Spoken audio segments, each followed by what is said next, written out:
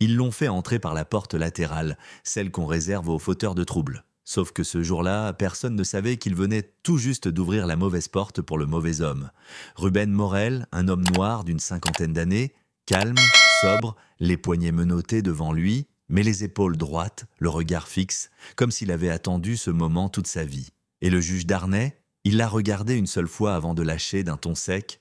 Encore un qui pense que le silence le rend intelligent. Ouais, il a vraiment dit ça. Mais Ruben n'a pas bronché. Pas un mot, pas un froncement de sourcils.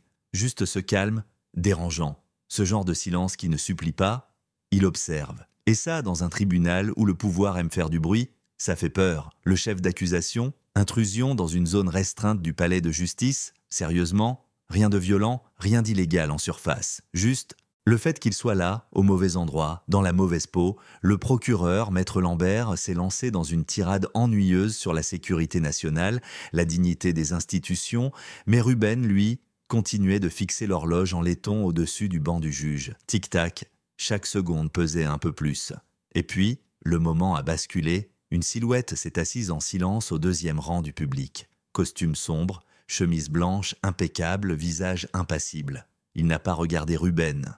Il a juste fixé le juge et dit « Tu sais qui il est, Darnay. La vraie question c'est « Combien de temps pensais-tu que personne ne le découvrirait ?» Boum! Silence total. Même la greffière, Aline, a cessé de taper. Elle a ouvert son ordinateur d'un geste lent, presque cérémonial, et a accédé à un serveur sécurisé. Et là, elle a trouvé les fichiers, les vrais. Des vidéos, des relevés bancaires, des conversations enregistrées, tout.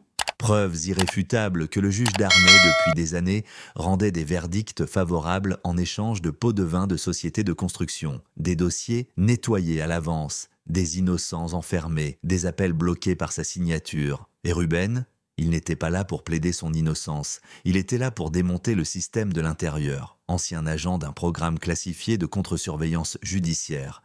Pas un héros, pas une victime, mais une lame affûtée, entrée sans badge, sans cri. Juste la vérité, et une clé USB posée tranquillement sur le pupitre. Le juge a hurlé « Vous vous prenez pour qui ?» Ruben a levé les yeux et dit doucement « Je suis celui qui est resté debout pendant que vous enterriez la justice. » À cet instant, les portes du fond se sont ouvertes.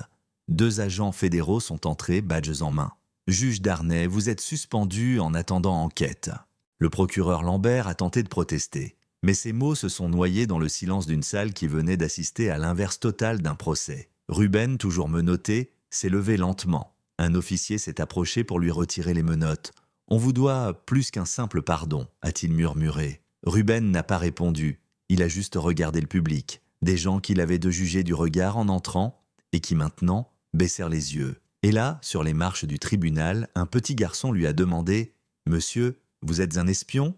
Ruben a souri doucement.